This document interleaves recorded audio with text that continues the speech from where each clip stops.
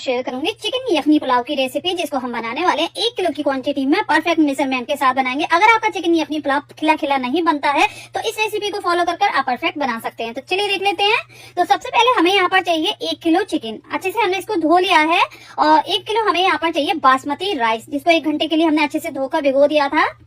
और अब यहाँ पर हमने एक देग रख ली है, इसमें यखनी बनाएंगे। तो देखिए यहाँ पर चिकन ऐड कर देना है और अब पानी ऐड करेंगे। तो अगर आपके जो राइस है वो 4 गिलास है तो यहाँ पर 5 गिलास पानी ऐड कीजिएगा। और अब मसाले जाएंगे। तो मसालों में हमें चाहिए 4 सूखी साबुत लाल मिर्च, 1 टेबल स्पून सौंफ, 1 टेबल स्पून साबुत धनिया और 1 टीस्पून जीरा, 4 हरी इलायची, इसको हमने क्रश कर लिया, 1 इंच का दालचीनी का टुकड़ा, 5 लौंग, 1 फुल स्टार और 2 बड़ी इलायची। तो ये सभी मसाले चले जाएंगे। और अब ऐड करना है 2 तेज पत्ते, 1 मीडियम साइज का प्याज, 1 लहसुन की डली, ये ऐड कर देंगे। अच्छे से धोकर डालिएगा। और नमक ऐड करेंगे 1 टेबल स्पून। बस अच्छे से इसको मिक्स कर लेंगे। बस पानी का ख्याल रखना होता है क्योंकि हम बासमती राइस के साथ बना रहे हैं। तो पानी का अगर आप ख्याल रखेंगे तो परफेक्ट आपका जो यखनी पुलाव है बनकर तैयार होगा। अब देखिए यहाँ पर यखनी बनाएंगे 20 मिनट के लिए। एक उबाल ले लिया था हमने हाई फ्लेम पर, 20 मिनट के लिए छोड़ दिया था हाई फ्लेम पर ही। उसके बाद यहाँ पर हमने खोलकर देख लिया है और ये हमारी यखनी बनकर तैयार हो चुकी है। तो बस फ्लेम को बंद कर दिया है। बोटियां अलग कर लेंगे और जो यखनी है उसको छान लेंगे।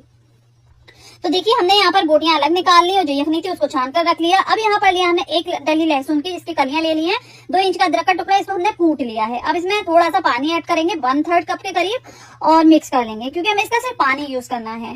अब एक यहाँ पर हमने वेसल रख लिया है, इसमें ऐड करेंगे ऑयल। तो देखिए 150 ग्राम यहाँ पर मैं ऑयल ऐड करेंगे। यहाँ पर मैंने सरसों का तेल लिया है। आप रिफाइंड ऑयल में बनाना चाहते हैं, फिर घी में बनाना चाहते हैं तो बोले सकते हैं। एकदम धुआंधार गर्म कर लेना है। उसके बाद थोड़ा सा ठंडा होने दें।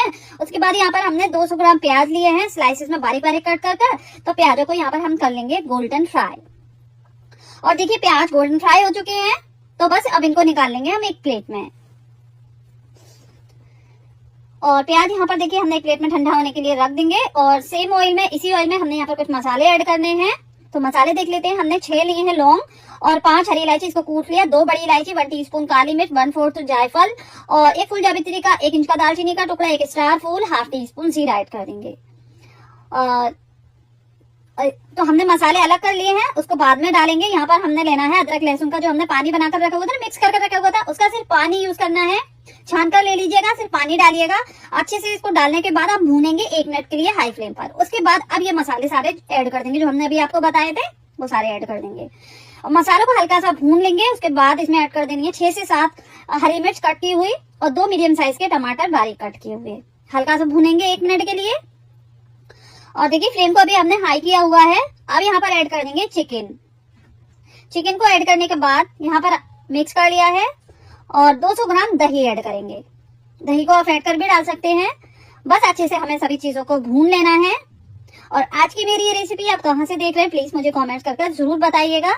और क्या आपको भी यखनी पुलाव पसंद है तो प्लीज मुझे कमेंट कर जरूर बताइएगा, क्योंकि मुझे तो बेहद पसंद है।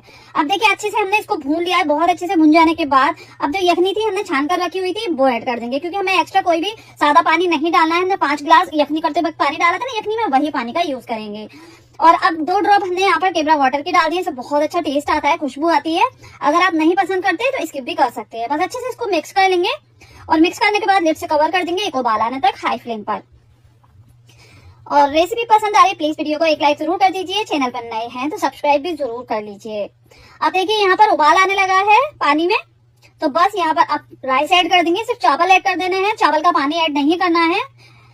सारे हमने यहाँ पर राइस ऐड कर दिए। देखिए बासमती राइस को थोड़ा हैंडल करना मुश्किल होता है, तो अगर आप पानी का मेजरमेंट सही रखेंगे ना तो आपके जो चावल है एकदम खिले खिले बनेंगे। तो यहाँ पर हमने मिक्स करने के बाद नमक ऐड कर दिया है। नमक यहाँ पर 2 बड़े चम्मच मैंने ऐड किया है। 2 टेबल स्पून, 1 टेबल स्पून यखनी बनाते वक्त ऐड किया था। टोटल 3 टेबल स्पून है। बाकी आप अपने टेस्ट के अकॉर्डिंग डाल सकते हैं। अच्छे से मिक्स कर लिया हल्के हाथों से, कवर कर देंगे, हाई फ्लेम पर पकने के लिए छोड़ देंगे। अब यहाँ पर देखिए जब पानी इस तरह से ड्राई हो जाएगा तब खोलकर देख लिया है पानी नहीं है, हल्का हल्का सा नीचे रह गया है, तो वो दम पर लगाएंगे। 2 ड्रॉप यहाँ पर केवड़ा वाटर की फिर से डालेंगे। 2 ड्रॉप हमने पहले डाली थी, बहुत ज्यादा नहीं डालना है। और जो फ्राई किए हुए प्याज थे वो ऐड कर देंगे ऊपर से। बड़ा ही अच्छा टेस्ट आता है इस तरह से जब आप डालेंगे।